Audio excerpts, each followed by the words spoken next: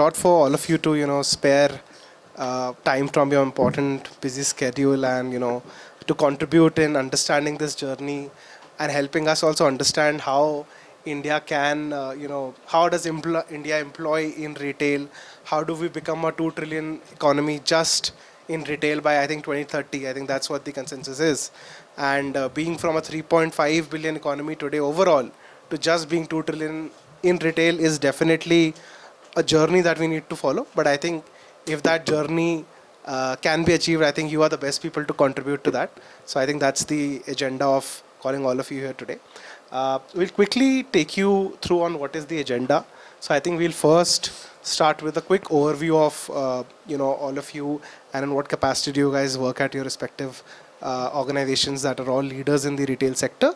Then we'll quickly cover an overview about the retail sector, some hiring trends, how does frontline hiring look for you in your organization, what is the e-commerce impact, how is e-commerce strategy different from your offline strategy, how does that kind of merge with omnichannel coming in, people seeing online, buying offline, or vice versa, how does that kick in for you, does it impact your offline strategy as well? And then finally diversity and inclusion, that how do you promote hiring diversity candidates across. I think that's where we would probably set the agenda. So I think I'll open the floor for discussion and probably Divaker, if you want to probably start with an introduction and then all of us can introduce ourselves. Yeah. Hi, good afternoon everyone. Thank you. So my name is Divaker. I lead HR and L&D for Sita Mobiles Pvt. Limited. Basically, I'm a CHRO, in other words. Yeah.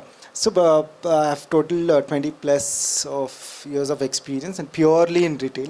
I worked with various formats and worked with some of the well-known brands in India. One of them is Reliance, Mahindra Retail, Arvind Fashions, and then Café Coffee Day. So again, different formats in retail, like F&B, FMCG, fashion, now in CDIT and smart gadgets. So I hail from one of the beautiful and historical city, that is Hyderabad. Pakka Hyderabadi hu. Agar Hindi mein baat kare to wahi niklega. Yeah. So that's me. That's a little bit about me. Yeah. So I come with an experience of operations. So when I started my journey, I started in operations. So hence, I have good knowledge about KPIs and what are the business requirements and all. And then got into training, from training to L&D, and from L&D to HR. So that was my journey. Yeah, that's few things about me. Yeah, I'll hand it over to Charu now. Good afternoon, everyone. I'm Charu. I represent Pantaloons HR for South India business. I have over 10 years of experience in HR. Been with Aditya Birla Group. Have worked in manufacturing and retail setup. This is my first stint in front-end HR, you can say.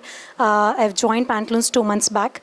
I'm looking forward to learn from all of you how you guys have been managing retail, HR, hiring practices, and would want to learn more about that. In my previous experiences, I had worked as HR BP and have handled COE portfolios for learning and talent. Looking forward to the discussion. Thank you. Hi, good afternoon everyone. My name is Kapil. I head up the people function at Mensa Brands. I've been here about the last 1.5 years or so. From a career perspective, 20 plus years. Unlike Divaker, I've been a little bit around the countryside, both geographically and from a career perspective. So, seen multiple companies in the industrial sector, tech as well as retail. Very excited to be over here and look forward to sharing views. Thank you.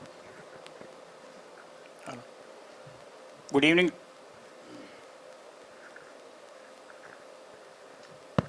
Yeah.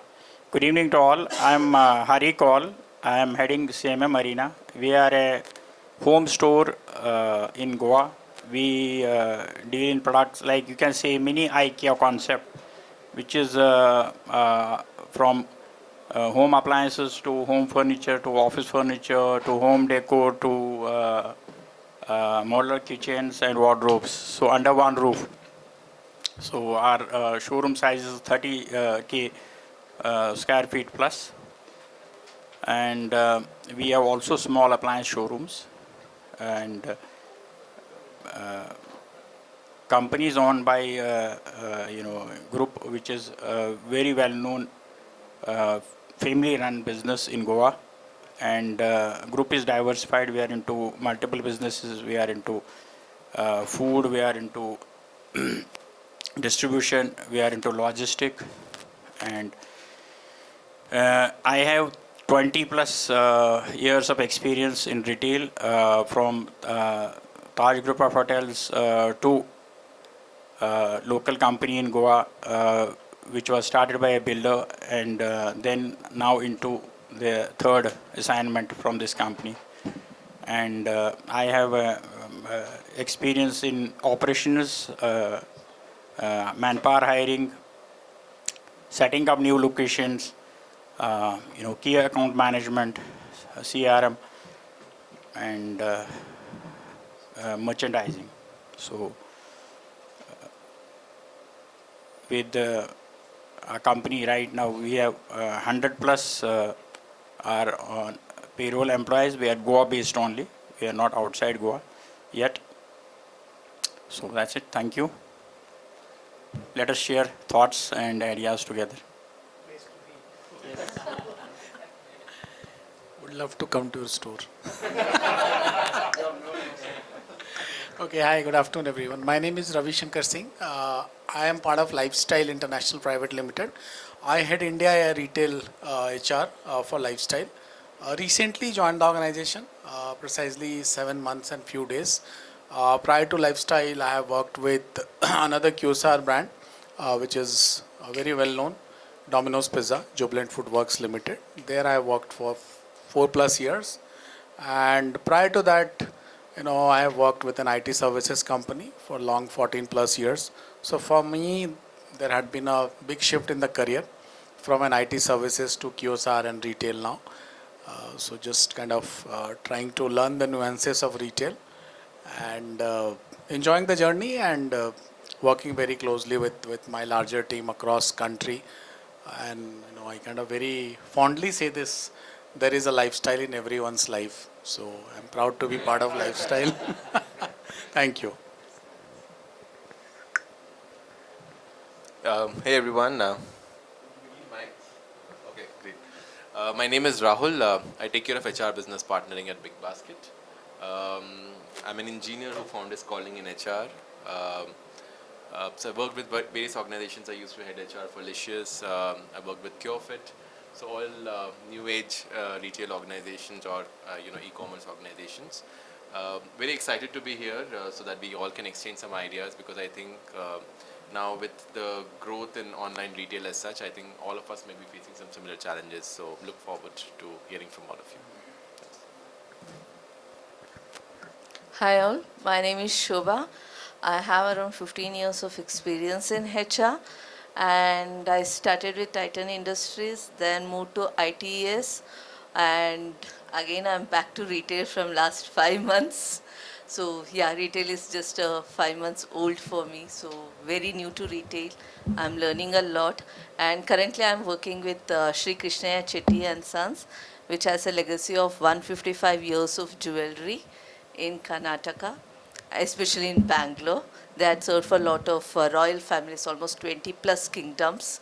So I'm a part of that group now. Thank you.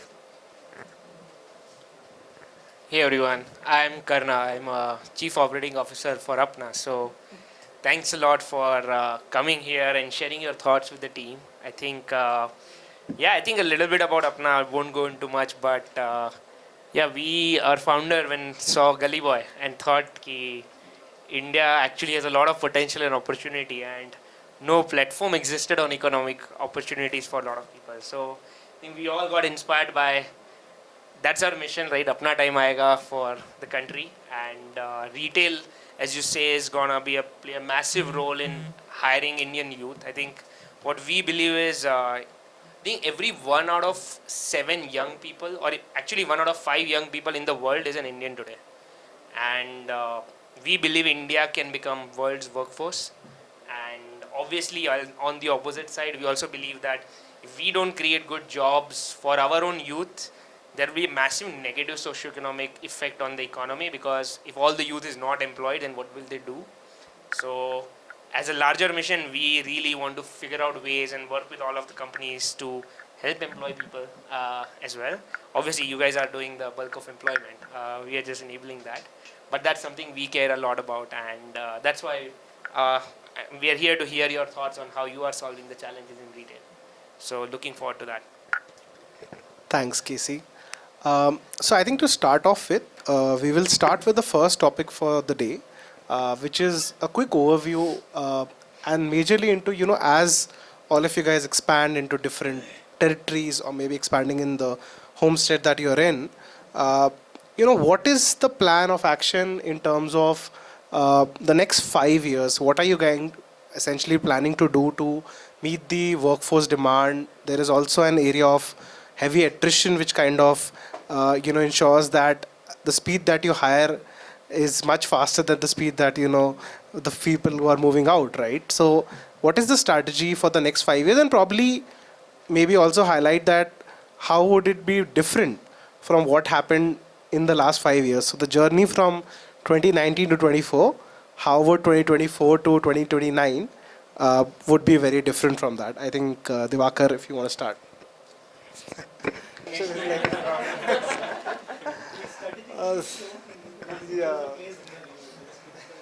I really love that question. Actually, if you see the nomenclature of hiring, or what happened till now was attrition, recruit karo. That was the funda. Now, on what basis we recruit? Whosoever we get it, we recruit.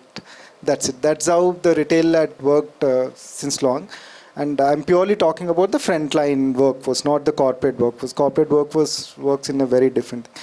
Now, what I thought about for my organization in general, I would also put it across, what would be the future of work?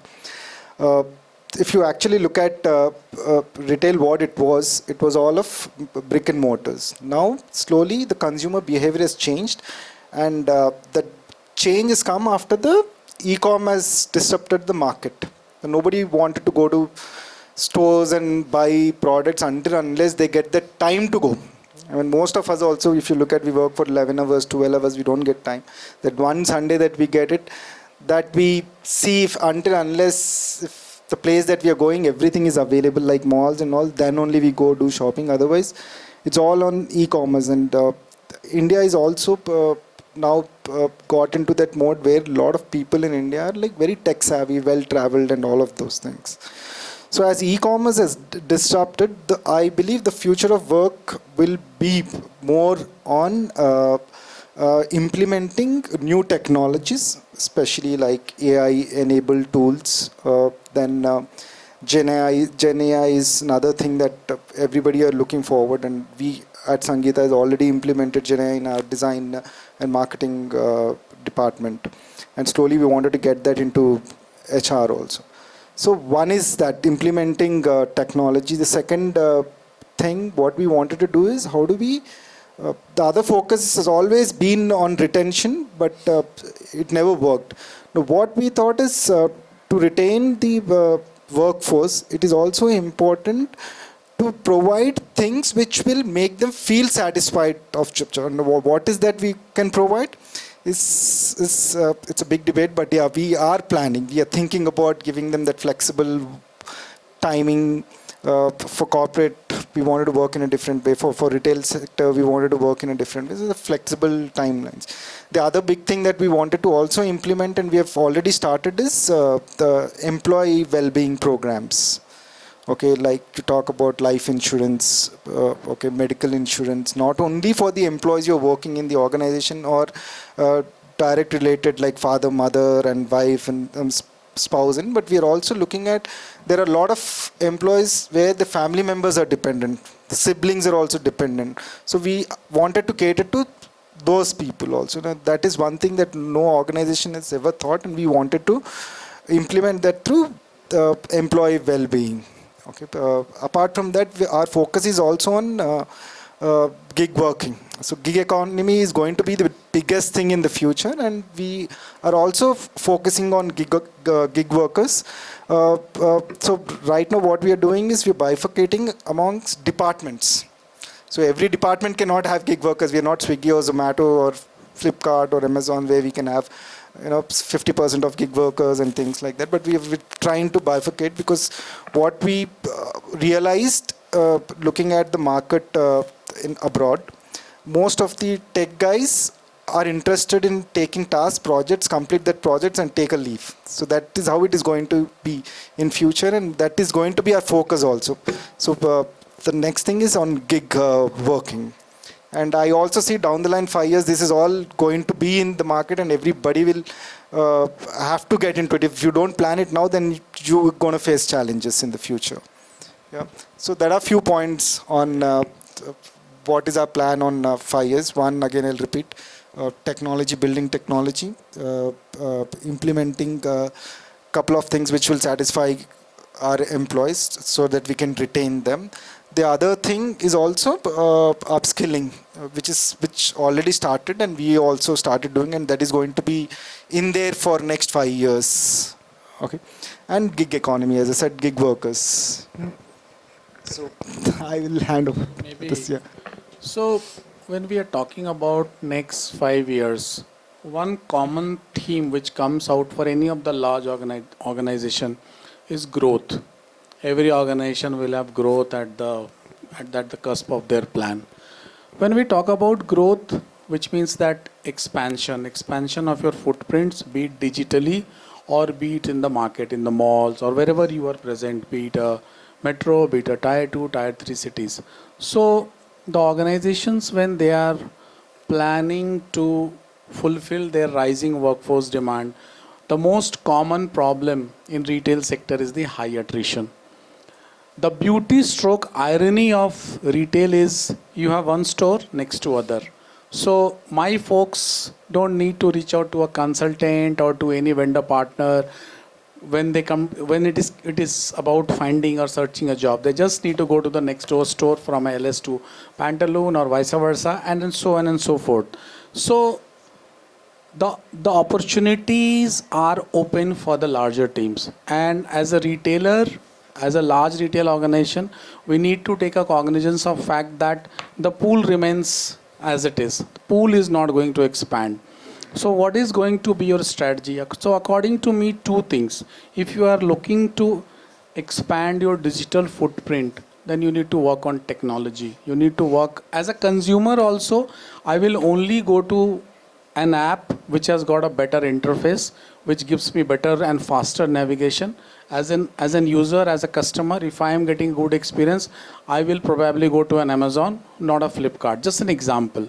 So the organizations need to work on their technology bit of it, how they can continue to enhance, how they continue to invest in a better technology. Because technology is something which keeps on evolving. Today we are talking about AI, tomorrow it could be something else. You never know. We are, this generation is so fortunate to see the transformation of a transistor, a radio, tape recorder, and now, handphone and so on and so forth.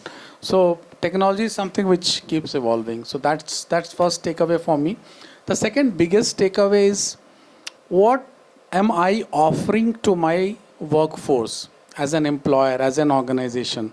Some of the benefits, be it tangible or intangible, would be very, very common. What is that unique benefit I am going to offer, which will make sure that A, people come to me, B, when they come to me or when they come to us, they stick to us. They will have a 5-7 year goal for their career. So, taking clue from Divaker, one thing which is very, very important is how you offer a career progression for the folks. Do you have a very strong LMS module? Because in a retail world, in my case, we have stores spread across the country in 59 cities. Can I expect my L&D coordinator to be physically present at all the 59 cities? It is practically impossible. So do I have an effective LMS platform? Do I have an effective tool where my people are getting continuous learning and they feel that they are being invested? And obviously those learning modules need to be also attached, stitched with the career journey, career growth plan. They should have some weightage also. It should not be the case that, okay, hey, listen, you complete 10 hours of learning and you are done. If you are kind of completing some learning hours, that also need to be given some weightage when it comes to your internal, IJP, etc., so on and so forth. So these are my three key takes on the plan for next 5 years. Thank you. Can I take it? Before, I'm sorry, Hari. Just wanted to also add, I think the other big thing that is everybody are looking at is diversity and inclusion. I missed out talking about that point. So we'll talk in detail about that point. I'm sure everybody will talk on that. So go into the history, and I would like to connect it. What happened is, unfortunately, we can say that we are fortunate that we say retail is the mother of all industries.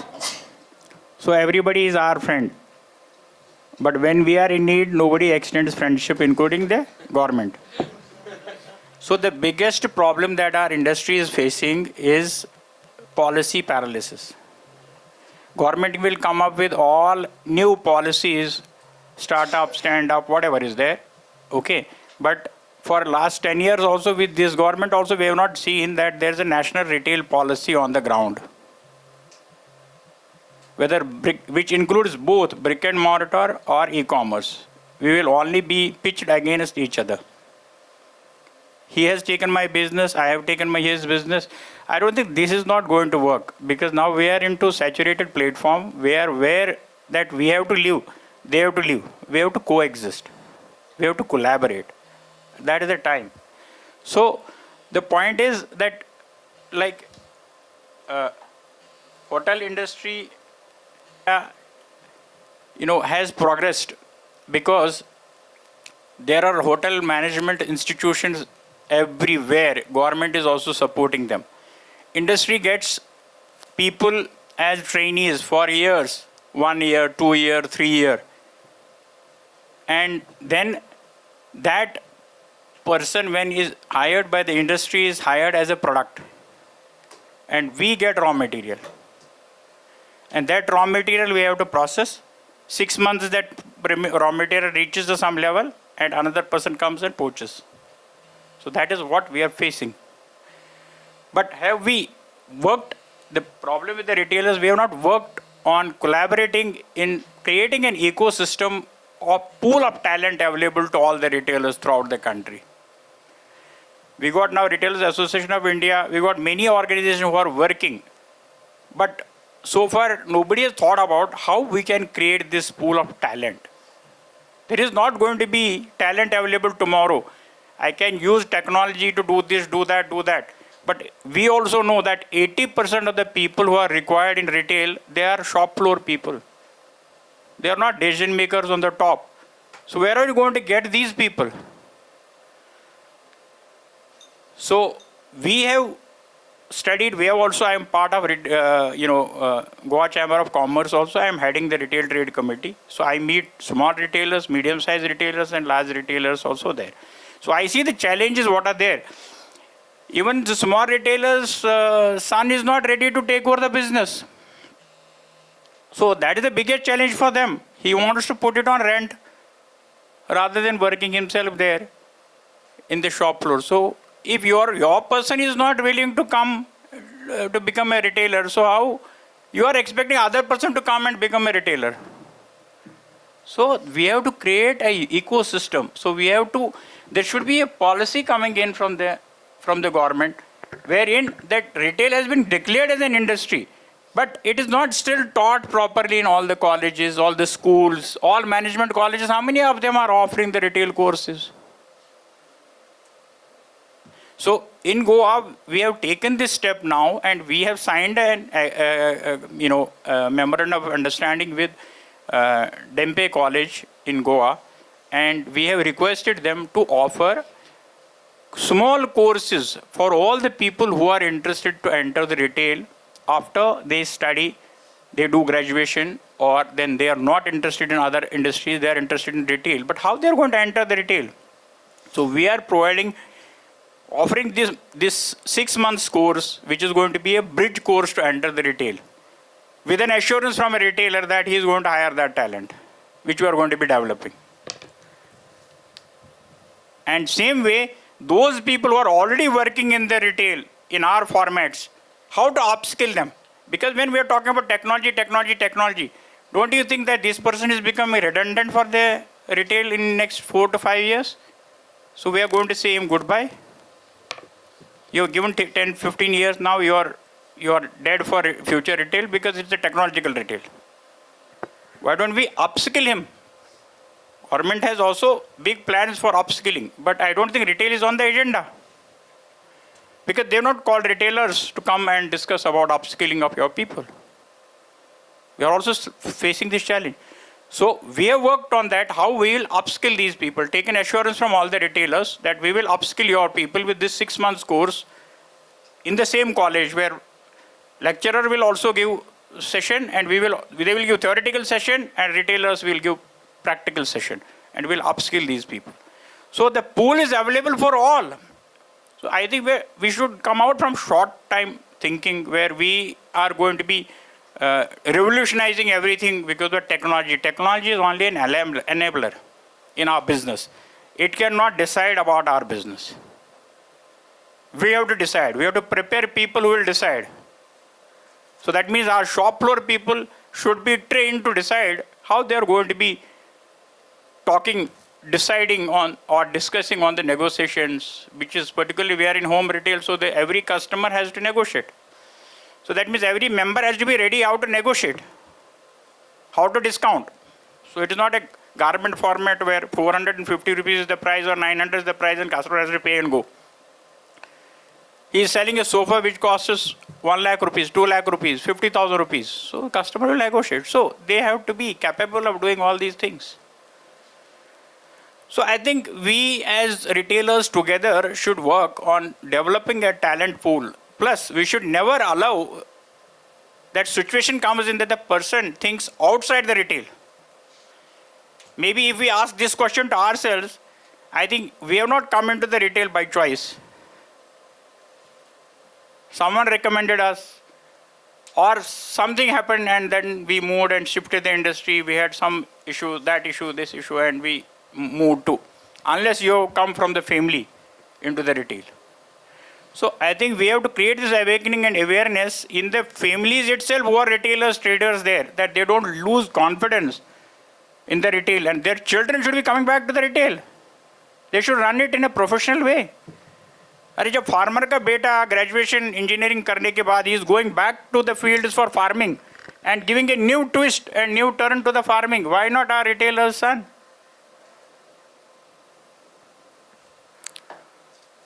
I think we should move away from short-term thinking to long-term thinking and see that retail in India is surviving for next 20 years, 50 years, 100 years.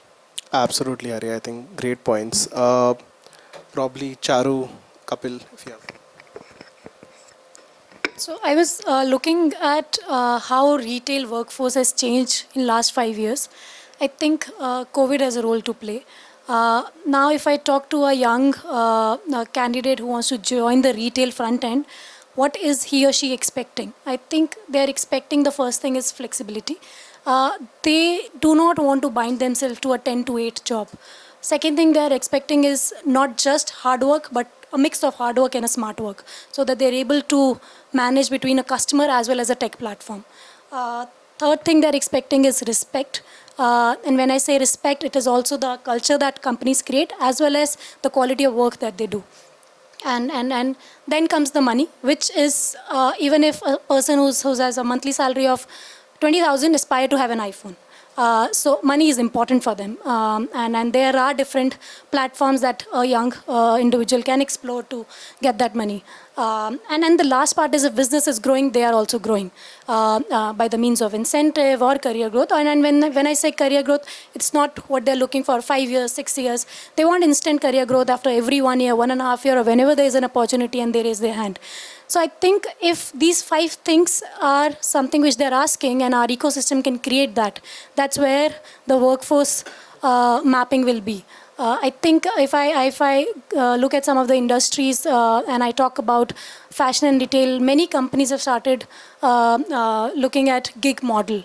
I'll give you an example of Pantaloons, what we have done post-COVID.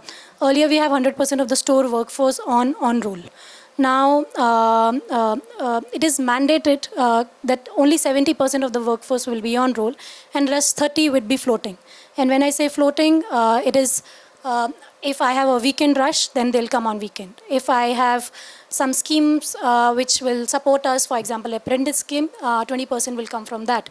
What these are helping is one, the initial 6 months where I'm having my infant attrition, I am also testing the individual. They're also testing whether they have love for fashion and retail.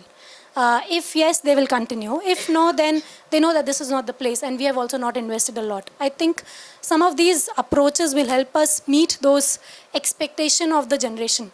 We can't say that we will work like this and we have been working like this.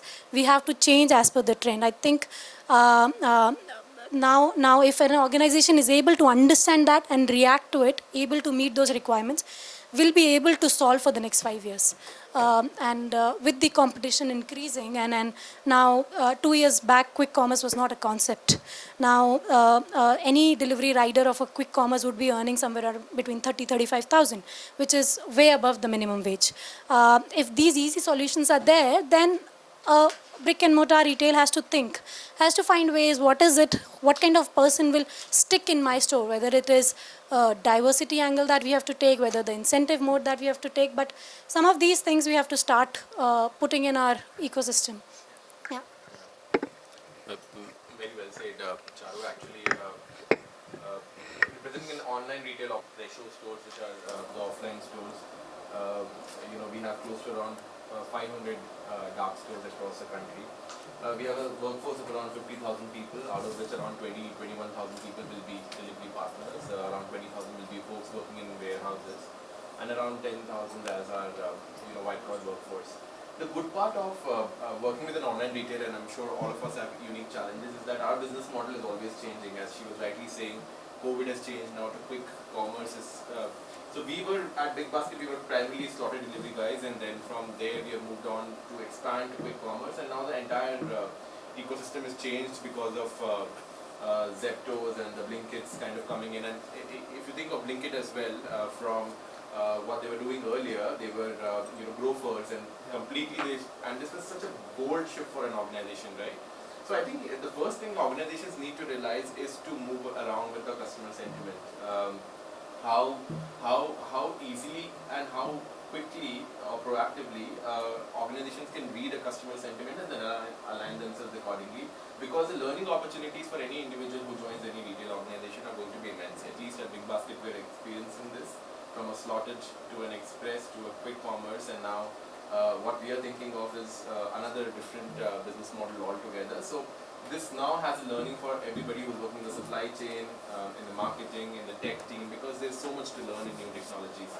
The second thing I think realized, because we have worked with so much of the workforce, is the problem is actually not attraction. The problem is of retention. As instead of saying attrition, I would like to actually bring it into retention angle. And she was mentioning about what are the financial needs. So I'm not sure if many of you are aware. Typically, there are many providers out there who give you early wage access. Now, the challenge that comes is gig economy is not on our salaries, right? So, how do they kind of get money? So, there are players out there today. I'll probably name in case if anyone of you needs it. Better Place is one. It's called as Better Place Money.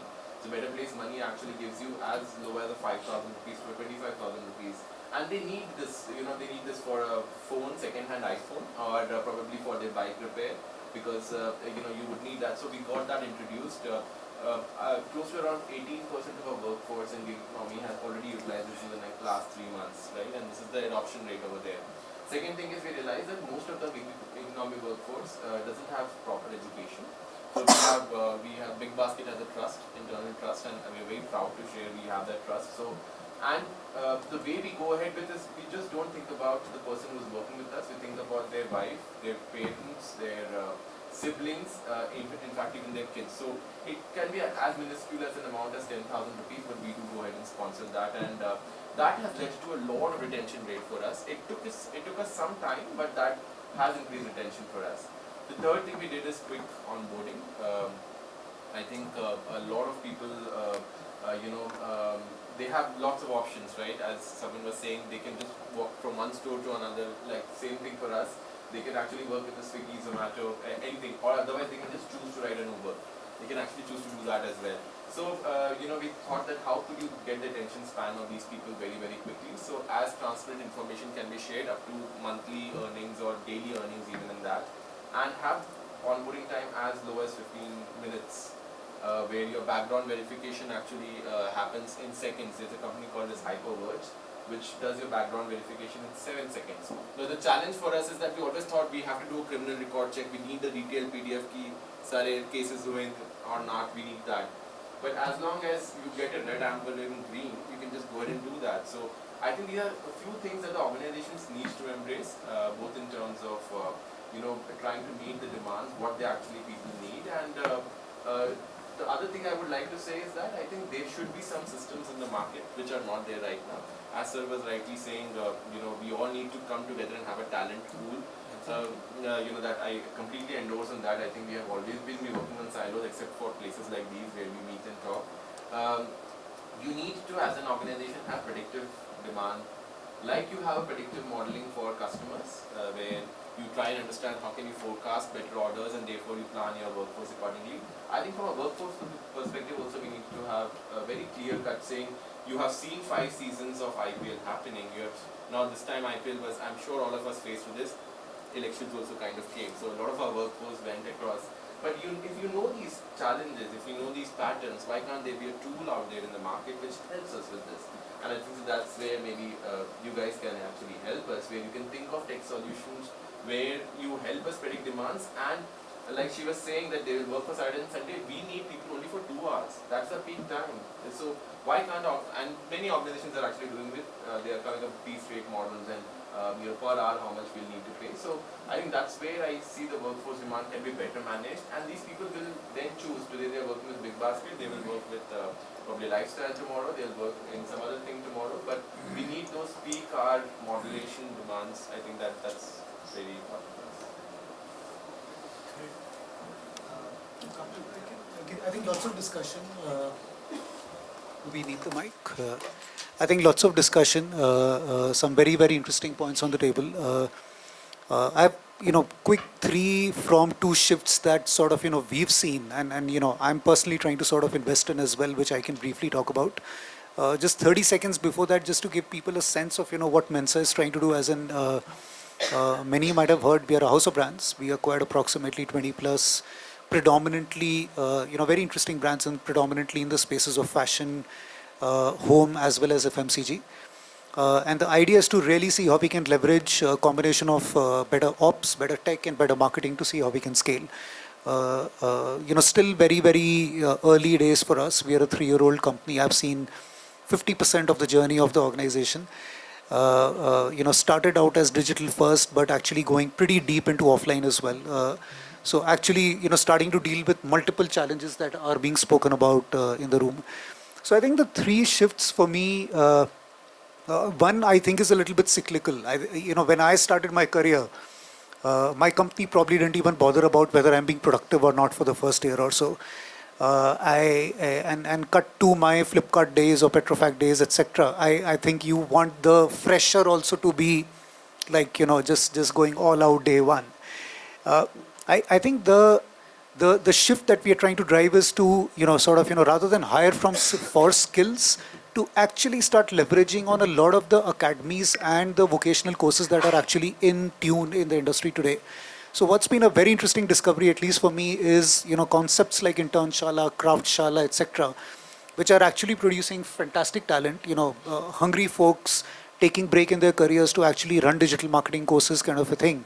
Similar domains in design, etc. Get probably, a good bunch of them into the organization, sprinkle them across my brands, and then essentially, work with about, 30, 40, 50, 60% of the team, confirm them, and continue growing that particular talent. So I think the more we are trying to incubate, we are starting to see more success with it. Now it needs a lot of us to play a significant role to get our businesses manage talent patiently, which is difficult. But I think the small atomic experiments are, I think, actually working for me. I think that's one piece. The second one, frankly, is bodies on problems versus tech. I think we are starting to see, and that's not new at all. As in, basically with respect to ads or pricing, etc. We are starting to see that, rather than just throw more and more people on the problem, if you're able to sort of, just patiently work on tech, I think it's helping us big time, and that's something which was super helpful at Flipkart, and our tech team has actually successfully done within the world of Mensa as well. And last but not the least is the gig piece, which many folks spoke about. I think chaos is the new truth, and I think especially in the space of a startup, I think things do tend to be very, very uncertain. Some predictably, some, as there's just, it's very difficult to actually, as in you spoke about a 5-year strategy, I've not thought about 5 years in a long time, frankly. But yeah, I think 5 quarters is maybe, I think the pinnacle of what I might be thinking of. But in that space, what are those skills and what are the spaces where we can actually maybe use more and more gig? And only when we have proof of concept, we know that a certain concept is working, we know that my brand has a certain lifeline, I start actually bringing folks in-house. And classic spaces are tech, classic spaces are areas like, I think, design with respect to product design, I think in fashion, stylists, etc. So I think our is talent, which I'm trying to sort of, make sure that I'm a little bit more, what should I say? I think circumspect about. It's very easy to, I think bring in 20 people and then start questioning whether we need them in 6 months. And I would rather sort of, do it on a gig kind of a format and let people explore our environment and ecosystem as well. So those are 3 things that immediately come to my mind as I listen to this discussion here. Thanks. I think I have a good summary on how the overview looks like across different versions. There is, of course, Mensa, which is trying to kind of merge, I think go heavy on online first and now expanding offline. There is a unique aspect of what which Basket is doing from a gig economy, and where others are trying to add to the gig economy part. I think I want to move on to the next section, which is hiring trends, and probably club our third section in the interest of time as well, which is around frontline hiring.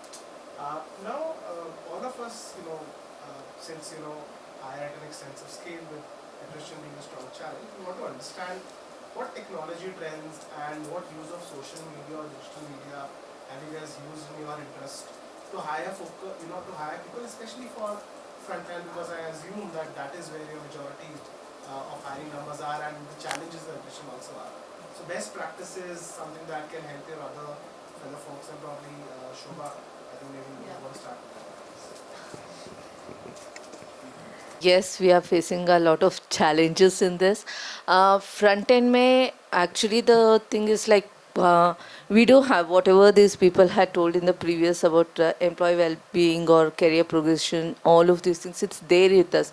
So when we call for a new people from other retail or a fresher, they don't try to understand these things because they feel like all of these things, it is for the later stages, so currently what it is. So normally the positions what we do fill is through our referral burners. Okay, because through reference, because it would be their own family members, they know how much. It might be just a salesperson, but there are few people who feel like, oh, sales is something they look down on. But actually no, they earn more than us. They have that incentives, that schemes and all, where they earn more than a back-end people or the corporate people. So it's much more very versatile, especially in our organization. So these people were able to tell their family members, their friends about their earnings, their schemes, the savings, what they are doing. So based on those things, we are actually hiring. But when you look for other retail people or from the other industries also, we try to hire them. So at the initial stage, it is literally very difficult to make them understand the salary structure or the incentive structure or the way they have worked in the other retail. Coming over to jewelry, obviously there will be a lot of risking because it's a jewelry. So the trust factor also matters because we don't trust them in the initial 6 months. We do try. And one more challenge we face is already there are old employees who are there like a supervisor or they know how the incentive works. So when the new person comes in, they feels like, oh, this incentive, I need to share it with them. So that is where again the challenges comes. Telling like, no, you decide that you want to move on further. That is where you need to hire a new people, train them and everything. So currently we are having with a referral thing. Then obviously we go with consultants. The Naukri, yes, Naukri will not be there much of a front end because most of them are with our supervisor and above level we might get it, but still lower level and other things, it is quite difficult. So we are there with word of mouth, with WhatsApps, the HR groups, LinkedIn HR groups. These are the places where do we put all the postings and get the people currently. Yeah, so I'll keep it short because you have kind of requested to share best practice. So one thing, so there are so many, but one thing which has really fired in our favor, and I'm talking about my previous organization plus my current organization also. So see, we need to be the advocates among ourselves. So if there are people working with me, if they are advocating for the organization, there is no better advertisement, there is no better brand ambassador than that. So for us, seasonal hiring, peak time hiring, big season hiring, one thing which has really fired is the referral part of it. So our employees referring, reaching out to their colleagues, friends, relatives, come join us for this period. And then obviously during the festive period, during the big seasons, we have some lucrative festive incentive rewards program, etc. So they kind of talk about that, they brand it well, and eventually they end up giving us good headcount. While we have some partners also, we do social media branding as well. But to me, if I were to give you some number, and this is for my previous organization, my throughput was 62% from employer referral during the big day hiring phase. So yeah, 62% in Jubilant I'm talking. So that's where we are. So this is one of the channel which works really well for us when it comes to big demand or seasonal demand. Thanks. In hiring trends. So we use a lot of social media like LinkedIn and Twitter. We also go to Twitter if it is big positions and all of those things. Anything which is senior manager and above level. Then we have our Instagram and Facebook. So we try and put it on those platforms also if we require. And as Ms. Shobha said that we also do a lot of referral activities and give incentives on that instead of hiring consultancies from outside and paying it to them. We feel that it is good you tell your own team members and get the reference and give them incentives. So that is one, those are the things that we are doing on the hiring front. Apart from that, what I also see for the future is I don't want to waste a lot of time on hiring basically. So hiring takes a lot of time. You get a person, you interview, then you select that person, you onboard and all of those things. So we have implemented our tech. Our tech is in place. Okay, onboarding tech is in place, but hiring tech is still not in place because I wanted something where the screening is done automated. Once we put the competencies in place and put it on any of the platforms like Apna or any other platforms that we have. So it has to give us the right profiles, like this is your profile, this is what you wanted, you take it. And I also looking forward this, I don't know whether it is on Apna or some other platform I've seen where they actually do the video interviews and all competencies. You put the competencies over there, they do the video interviews. Our people sitting over here just go through the actual points over there and then they call them for the final round of interview. That's it. So that's the plan for the future basically. I'm looking out for the platforms where we get like now challenges. What we face is we hire and at the end moment people drop out. That is the biggest challenge. They say they come and then they drop out. So what we started doing over here is to ensure that that person, stick around with us. We try and engage him once he's offered a letter, then we try and engage him for till the time he joins the organization. So we have a tech in place. We keep sending messages, mails, and things like that. So there's a pushed mails that goes automatically to that person. Seasonal hiring and all, then yeah, we follow the same thing what everybody does at referral programs and stuff like that. Yep. Frontline hiring for us, I think a lot of hiring used to be ad hoc. But what we did last year is that we started to use tech to understand what is working well for us. For example, we were under a misconception that maybe Instagram ads will work the best for us, because we thought it's new age and we saw every delivery boy actually using Insta. They all were making reels. But when we tried to see the cost, in terms of what is the money that we are spending versus what conversions are happening, we realized that Facebook actually ads work well for us. And Facebook ads are specifically working more on the T2 cities, right? So we realized that. Second is, now we have a recruitment channel efficiency by each source. For example, I know what conversion Apna is giving me versus what conversion Workline is giving me versus what conversion Indeed is giving me. And each of them have their own strengths. Like, for example, in a particular region, like in South, I've seen Indeed working better for us. While in certain regions, some other partners will be working better for us. So we can also try and use that pool of money in those regions per se. And all this started happening when you get referrals from job boards, and then in such cases mostly mobile number is the unique identifier. You try and see where the lead first came from, and you also try and see that how much of early attrition has happened. So if this person stays with us for 1 month, which is actually a big deal for us, then we say that this is good. So we went on to that level. And the other thing that we started doing very differently, which actually most of our competitors are doing it from long, is we have now got sourcing specialists, which are nothing else but telecallers. So while the leads, you get a lot of leads from the digital media on Instagram, they will express their interest and they leave their mobile numbers with us. They typically do not end up reporting to stores. So now we have people calling them, and I'm glad to share that in the last 4 months of its operations, from a 0%, now 11% of our hiring is done just by 24. We have just 24 specialists for 50,000 member organization. But you see a good conversion that's happening, right? So I think the experience in hiring frontline candidates is you just need to kind of expand and try out everything, but then you will customize, and you will not customize basis organization.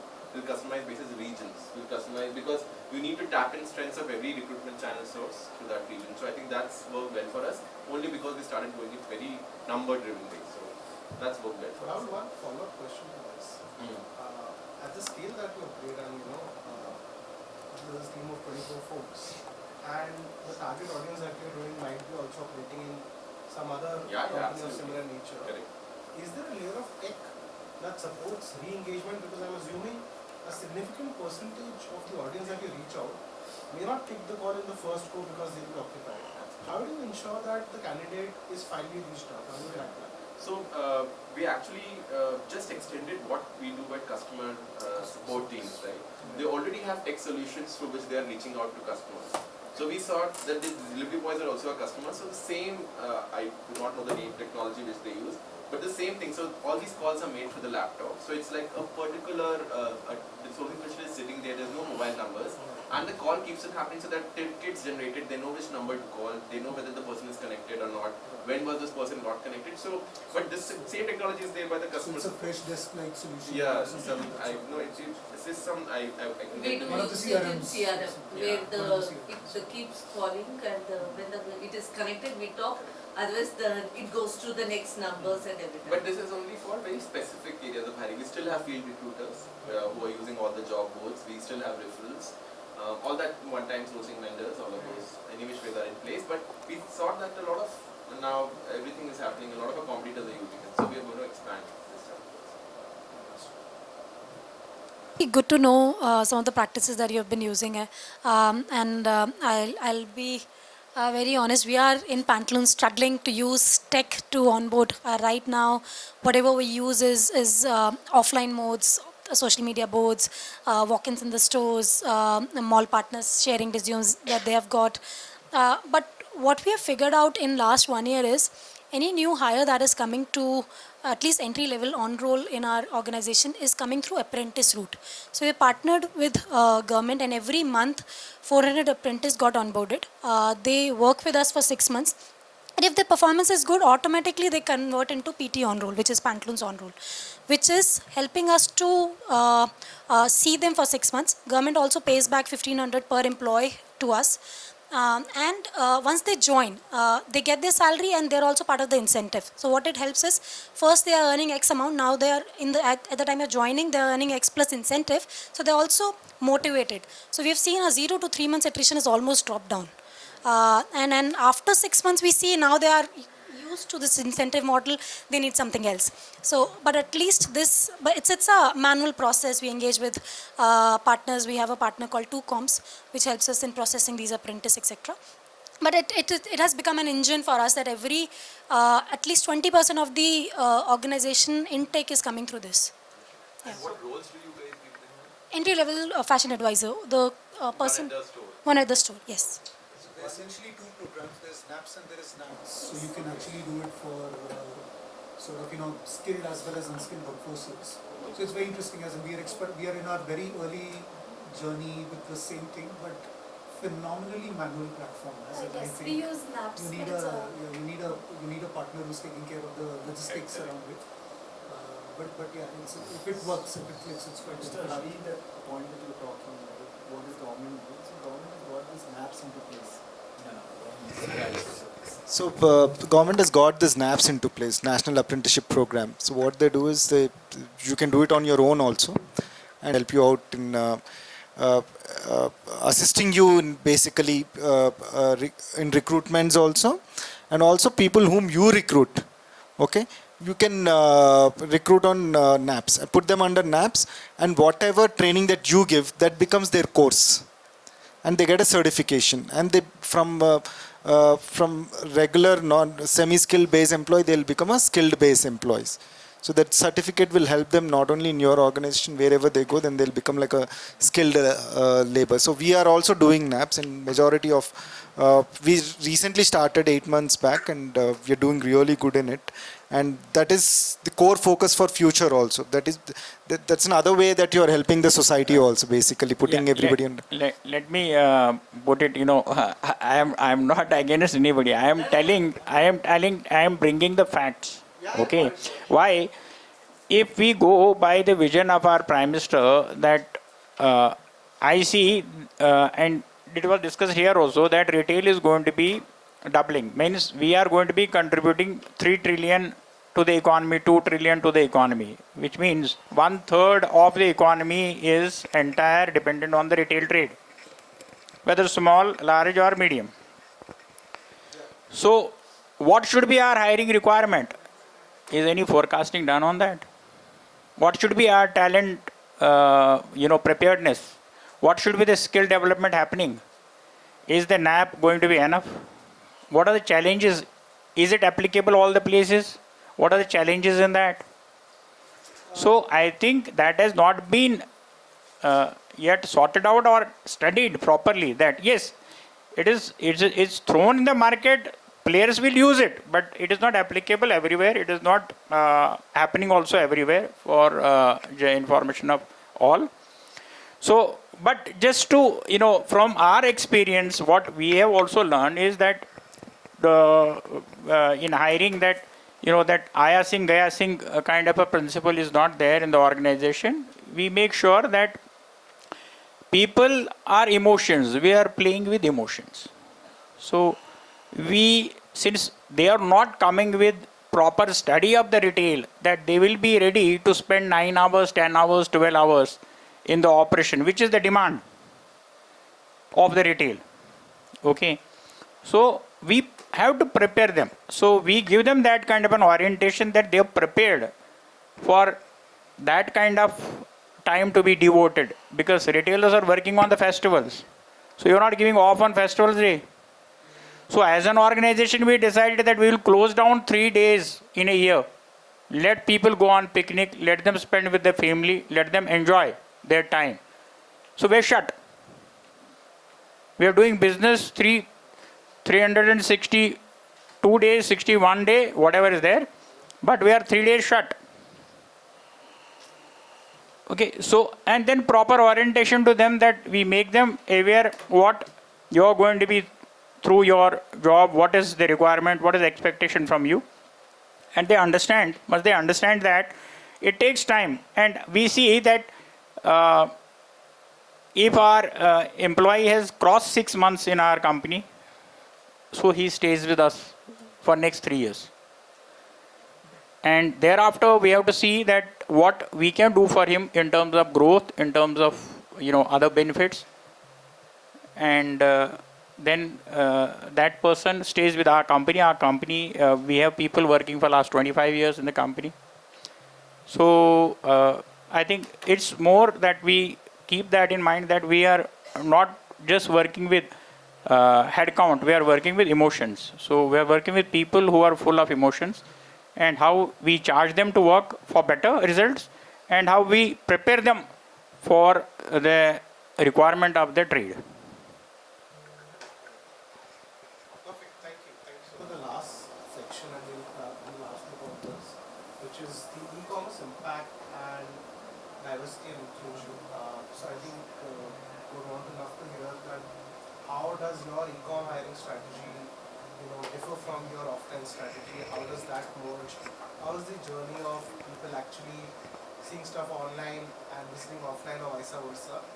And plus, of course, with the interest of time, of course, clubbing that with what are the initiatives that you've done for diversity hiring? Now that can be gender specific, that can be specially able specific, probably something on those lines. Yeah. So we are as Sangeeta, we have offline stores also. We recently got onto omnichannel and e-commerce also. So what we did earlier, it was like as I said in the beginning, you have a person who is just 10th passed, you recruit that person. Now e-com is not like that. It's totally different, and we need people who are skill based. So purely skill based. Now skill based, how do you get one? Either they get it through academics or with experience. And what are the skills? Few of the biggest skills for e-com is analytics. Then a person should understand how digital marketing works. So that is another part. And the other thing is operations, e-com operations. The fourth thing is supply chain. So supply chain also has your merchandise management, and then your logistics and all. So you can only hire a person if he understands these 4 parts of business. Then otherwise it is very, very difficult. So the other thing is technology. Technology is basically like UX. If he understands the UX well, then he can make e-com success. So we are purely hiring people on skill base. So we have certain competencies set for each department, and basis that only we hire. But we are not looking at, when I say academics, it doesn't mean that he has to score 80%, 90% like in IT, like it's mandated that 60% and above, then he's like you filter. If he's not from C-suite college and all, then we don't take. All those things are kept aside. He should be educated, well educated. It doesn't mean he has to be from C-suite college and all of those things, but at the same time, he should be a skill based, because e-commerce just started a decade ago. So we try and recruit purely experienced people. Now coming to diversity inclusion, female candidates, such we are only talking about that. So I think industry already started working on this thing, and when I joined Sangeeta, it was like 12%. Today we are at 33% female ratio. Okay, and we are trying to get. There is this myth that female cannot work in warehouse and they cannot do night shift. And IT already broke that myth, saying that everybody can work. Every female, like we have 2 females sitting with us in a leadership role. So we are trying to promote retail also, and our focus for next a couple of years is to ensure that there is a 50-50 ratio of female. And I purely believe everybody have capability to do everything, whether it is female. And another thing, I'm sure you all, there's a buzz that is happening, LGBTQ and all of those things. LGBTQ, then AI, then plus is happening these days. But yeah, so LGBTQ is also one of the focus because today we are limited to people, the gender is only female, and this thing where we don't see the sex and all of those things. So we are also getting into that mode, and we're trying to recruit people like transgenders and stuff like that also. Apart from that, my focus, I have put a plan, in my roadmap, there is also neurodiversity. I don't know how many of you heard about neurodiversity and all of those things. So I'm also working on neurodiversity. So I've done this. I've actually written a thesis on that. So I'm purely working on it, on neurodiversity and all of those things. Yeah.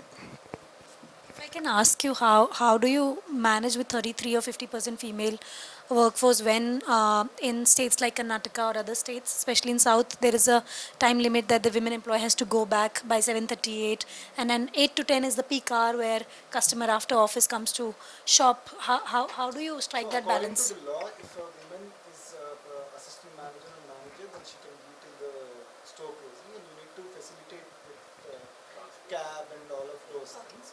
So what we generally do is we put them in that role only, and anybody who is like below that role, who is executive role and all, we follow the government rule, allowing them to leave by 8 o'clock.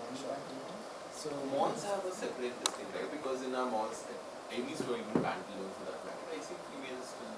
So it depends upon the state. Like Bangalore has 8:30. So 8:30 till 8:30, but they have to leave after 8:30, even in the mall. Or we have to give some exception form to ensure the compliance, etc. But that's also a compliance issue.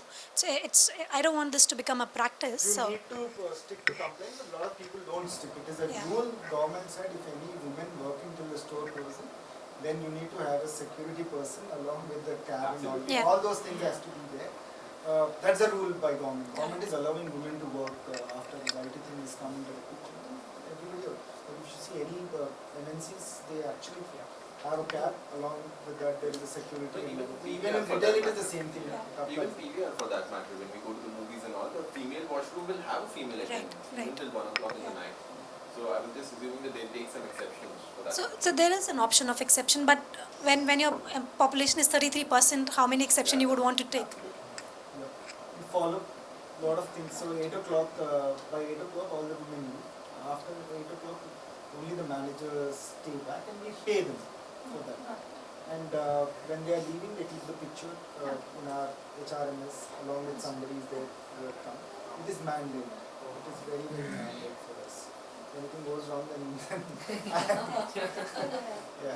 Plus, if you take care of the travel, that's an additional cost. And if you look at 33% of the workforce, then it's a big cost. I think one of the reasons why we have not allowed women employees to go beyond 8:30, only on exception days when it is a sale, we go by that Form L, which is an exception.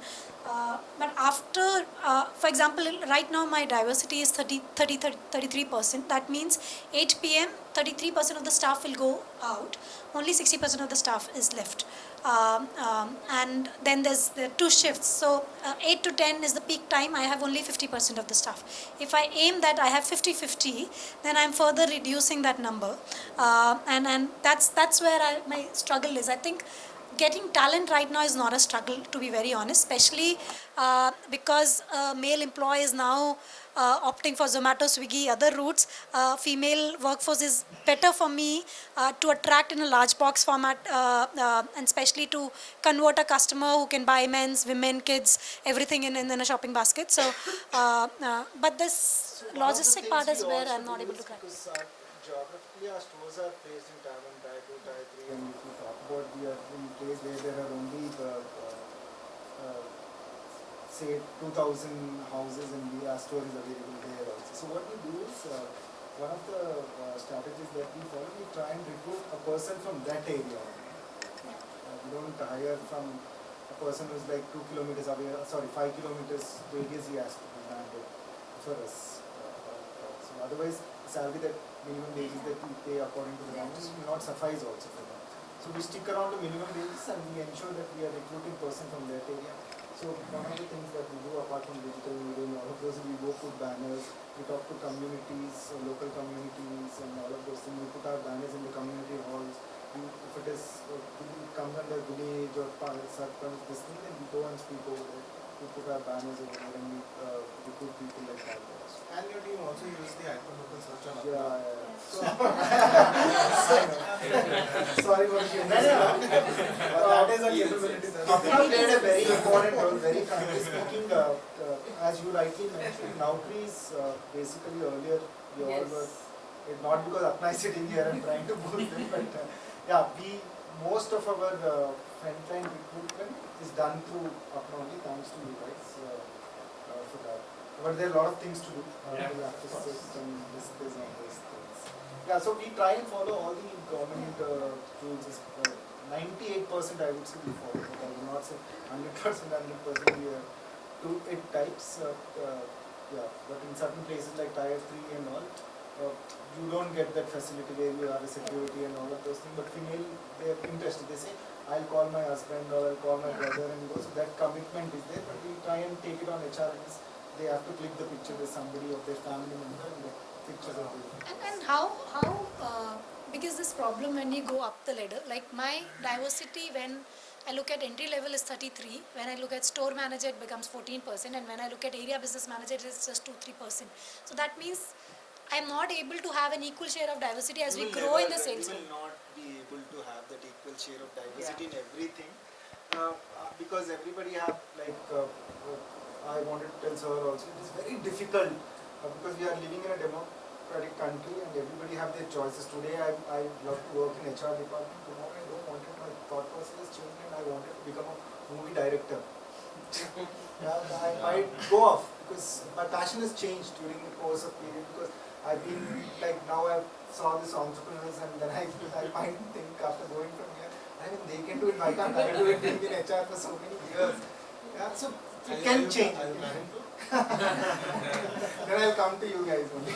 For your this one, I can answer because see mainly our stores are open till 8 on the normal days. Weekends it is 8:15 and 8:30. Okay, so the female in our this one is almost 40 to 45% in the front end. But when the level goes up, it's male because at the end when the stock and everything that needs to be checked and everything, we send off the female employees because checking each jewelry ka stock, the weights and everything, it takes lot of time because we need to weigh each and every jewelry, check the stock, same thing is there, how much is there. So normally we keep only the male employees at that point of time, see to that it is being closed. So by the time they close, it is always 9:30, 10. So And it is the store manager who has to be there during the lock. So we normally avoid having a female at that level. So that is one. Second is I think I faced a similar challenge in one of the organizations I've worked with. That's a crucial role that we as HRs will have to play during the promotion time. When the promotion skills happen, at this point of time, I have seen very senior leaders telling me she's going to get married. So why do you want to promote her? Or otherwise she's just gotten married, so therefore you should not promote her. So those kind of conversations. She'll go on maternity. Maternity leave is 6 months. Maternity leave is 6 months. Then I said my paternity leave also I'm going to make 6 months very soon. So those conversations need to happen. Trust me. In one of the organizations I've worked with, we saw 17% more females getting promoted than males just after these conversations started happening. Because somewhere I think that needs to be, you need to your have some organization is cash-rich company, they will all follow everything. Very frankly speaking, because there is a cost involved in it. I've also seen a lot of organizations who are like, they have 1,000 employees. Their ratio, the female ratio is only 15 to 20%. Because, as you rightly mentioned, if somebody is not there for 6 months, it becomes a challenge. So that is how this flexible working thought process has come into the picture, saying that even if you're on a maternity leave, 3 months you paid, 3 months government has said that you don't have 3 months the mandate you need to pay. But you still get that 3 months, extra 3 months also pay, you work from home.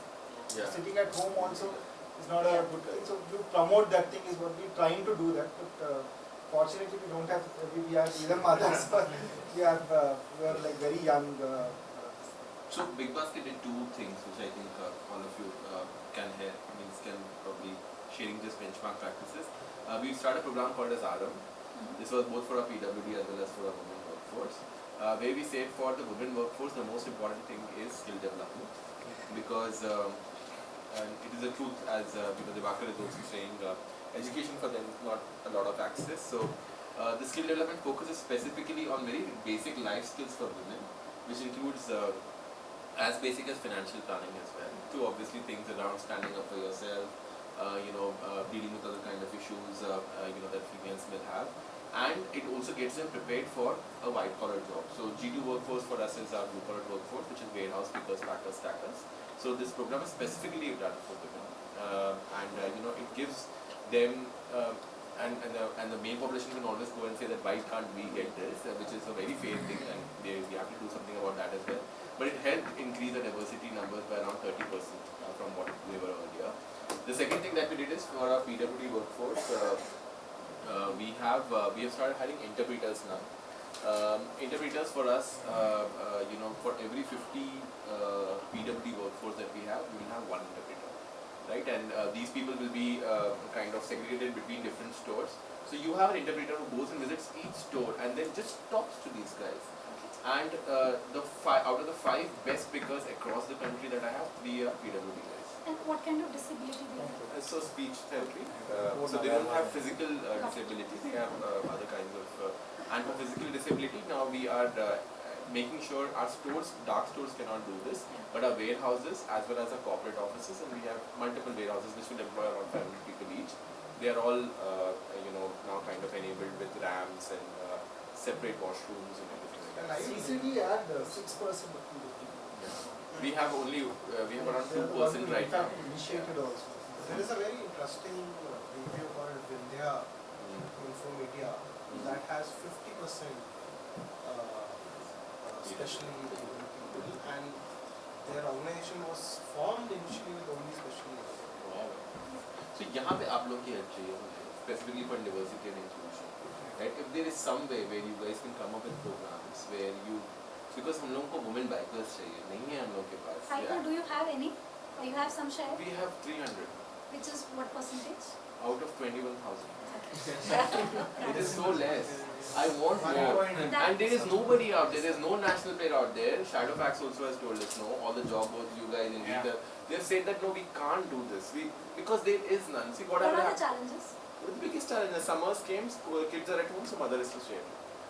Elections came, people are traveling, so males also went. But in summer, why does mother have to be at home? So small challenges like these, and then also the delivery routes, right? So for delivery bikers, they need to carry weights and stuff like that. So it becomes a little challenging. But then you can give them a Jossum radius of just 1 and 1.5 kilometers. You can give them, more often than not, they will not have bikes. So why can't we give them Ulus or the EV bikes? So these kind of challenges come. But we want them to be more because a lot of people have I think the problem is very few organizations are providing these things you say. So there's also an element of awareness, because the moment they see, oh, this is the job, most female without knowing all of these details will just suddenly not choose to do it. Correct, yeah. So maybe that leads a second layer of this awareness of specific things which are needed for them to be attracted, and maybe those are some of the solutions which I know we have been working with few companies on that second level of awareness. There are certain players who struggle with or specifically focus in certain areas where people are not anyways expected to have their cars, but they enable them earning a car, eventually becoming an owner of the car, and then, but that's a special awareness, right? You cannot just assume people would get it. See, all these players sitting over here have offline presence, and Big Basket also has warehouses, right? The challenge that you will have in Swiggy and Zomato is that there is no physical location for them to even sit and take a rest. For all of us, that challenge is not there. So I'm expecting you guys to help over there. What Amazon has done recently for all Amazon in their tier 1 cities, all the return pickups, they have assigned women riders. So there's no bag that they have to carry, just that they have to pick the returns, and then they have piloted this in metro cities, and I think now 70% of the return pickups will reach to a point in 1 year that will be done by women employees in 4 cities. That's very nice. Very nice. On the especially abled and PWD piece, is there a mandate and is there a particular channel that you're using to to hire folks for So that? no, yeah, this is all referrals. We And use we are one or getting two some mentor. NGOs. Some of the one or two NGOs that we use, but what works well for us in Pune doesn't Yeah. offer in Mumbai. NGO would be very local, Very some local. pocket. No, they are from the west, but it's through local vendors. And do you have a certain, is there a, is similar to the diversity goal, is there a PWD goal? I have an OKR metric, but that's not. What about you guys? Do you I have a diversity goal which is only gender, female, but obviously I think the readiness of the ecosystem or the physical setup is not there right now in HO as well as stores. We are limited in that, so I think. But when we go to campus hires or fashion schools, from last 3 years we've been hiring 5% LGBT. Especially HO, designers, fashion schools, so we've been able to get. And to our surprise, they're opening up and sharing their skills. Initial days we were not getting those people who were sharing, but later they've opened up in the interviews. Yeah, now there are portals and there are channels which only hire through LGBT. There are job fairs that they do. But do you think, just as an open question, that if you were to expose that someone has declared that as a gender, do you think The generation today, like as she's saying, they are when they are in the interview, they are like, this is who I This am, is who you I want to am. hire. Are you inclusive or not? And in fact, they will be like, is somebody struggling in your organization? Let me do a town hall and I'll come out in the open and I'll share the. So so maybe see what also happens is. That is true. Yeah, Diversity and inclusion is what it is now, therefore it is not called diversity and inclusion, it's called as inclusion and diversity. First we as an organization have to be inclusive and then diversity will follow. But आपका question एकदम सही है क्योंकि आप उस perspective से सोच रहे हो कि अगर आपके दोस्त वगैरह कोई आएगा क्या कभी कोई, लेकिन generation today वो they have so much of slashes that you don't even know what. no, my question was on a little different direction. My question was that if and I'm thinking from a platform point of view, and whenever we think of launching something, we have to think of repercussions before a launch of a product. So whenever there are advantages, there can be certain disadvantages, and what can be leveraged as an advantage by you can also be used to discourage by other people. Absolutely. So that is something that whenever, because and it's not the first time that this has been asked, and this is similar for PWD as well as LGBTQ, that if it can be leveraged as an advantage, there are enough people to not leverage and disqualify them on those grounds. So that's always something that's I think like people, when we have talked to few people, I think they feel if I declare it, I will actually not get a job. So even we give them an option to declare it, a lot of people Would hide it. actually hide it, which is fine. That is also I think their it's completely choice. Yeah, fine. that is also their choice. Actually, So we want to be also feature conscious which to can not help. give a feature for some employer who actually wants to discriminate. Yeah. So we don't know whether, because we are talking about like million. So show it to only Employers those which you get. employers who are open to hire. And Otherwise, maybe about this. And it is also Schedule is dependent maybe on it can give that. yeah, this- everybody will recruit everybody. There won't be any Yeah. And even there are single parents who hesitate to tell, because when I conduct the interviews, there are single parents, they don't write, and I'll be like, they don't write anything I actually. think that is fine. I think Okay, we were they don't focused on write. not getting but that's also discriminated. part of diversity inclusion. Are you because somewhere having the bias of not including them? Yeah.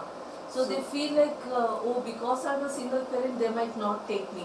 Because I might need to Have take other care all other responsibilities. I might not give that 100% and other things. Years back there was a challenge, like I wanted to recruit people only from my caste, religion, my community, my area, my region.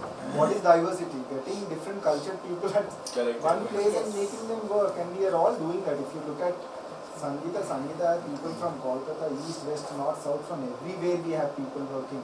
But there was time when I only know people are from South because we had stores in South, so the colloquial language is important. Now it is gone. Now we get people from, I myself not from Bangalore, though I've learned. But yeah, I'm from Hyderabad. But I'm So even in our office, we have from all locations. I have from North, I have that from will East. change, but And even I think we had international people also who has worked in this organization.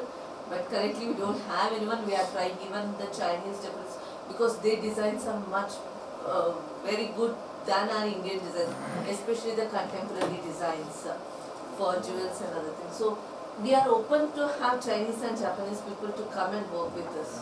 But we are not getting it.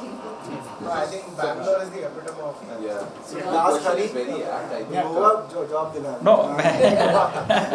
What will See. help is, I'll just complete his question that was there. So one is, first of all, it is dependent upon the candidate whether he wants to be there or not, number one. Second is, I think you should work with organizations where this is a program which is sponsored by an executive committee member. If unless and until a CEO or a CMO or a not the CHRO छोड़ दीजिए, CEO, CMO or CFO or even the CEO of the company is not sponsoring it, don't go there. Because वो ना फिर वो it will just be an OKR metric कि yeah, everybody is doing it, we should also be so that in the June month we can make this a rainbow color. So I think that's two things that we need to kind of make sure. Let me put it that in CMM arena from beginning we have 30 plus gender, like we will have female workers 30 plus in terms of percentage, and we keep on hiring. We give them always opportunity. So we are very positive, and they are also contributing effectively. So that we have seen, and we also, our timing is also which is suitable for them. So we close at 8 o'clock. So we also do local hiring. Mostly they should be from the close by areas. But if I look into the PWD and LGBT, there also we are very open, and we invite people to come. So challenge for them sometimes. PWD challenge is like in Goa we don't have transportation proper. So density is very low. So the person has to travel 1 hour in a bus, and then we are not very close on the main road. We are interiors, very large showroom is in the interiors. So there's no bus service. They can't ride a bike. So they can't, get kind of there's no Ola, Uber available there, so they can hire. So these challenges we are facing. So overall the industry in Goa is trying to find a solution for it, trying to negotiate with the government that they provide bus services at least from the main points where company is going to give drop, like we are giving a drop from our location to bus stand. But beyond that we can't do. But if he's not going to get bus there also, then what will happen? And they have these physical challenges, so how they're going to be reaching home safely. So the safety first. So these challenges are there, so we can't help. As an organization, there we are trying that overall for the trade we create the situation where we request government from the bus services there, that's provided. And for the other part, like what we LGBT now, it is very open, so people openly come, they talk about it.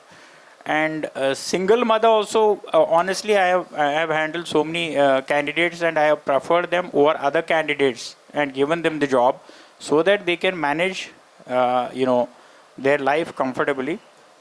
But then this is also that they also face this challenge, who is going to be looking after the child at home. Sometimes they have parents to look after. Sometimes they have to leave them at the mercy of some neighbor or some friend or someone.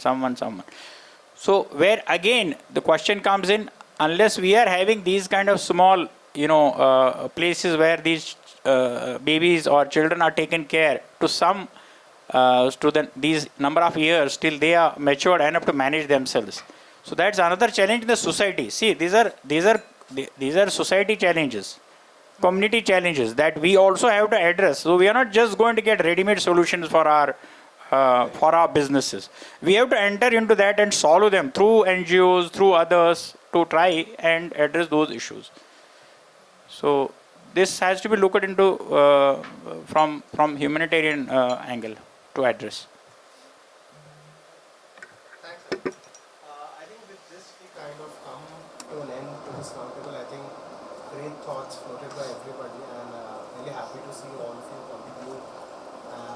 And hopefully, I think this is the direction that we take to reach to that 2 trillion goal. I think you guys are the 4 front runners for that, and Apna is there to support you in that journey, whatever capacity we can. We have a couple of folks who are already using us, and we would love to probably speak to each one of you separately if we can, in some small capacity, help you reach that goal. With that, I think we end this roundtable. So I think a big round of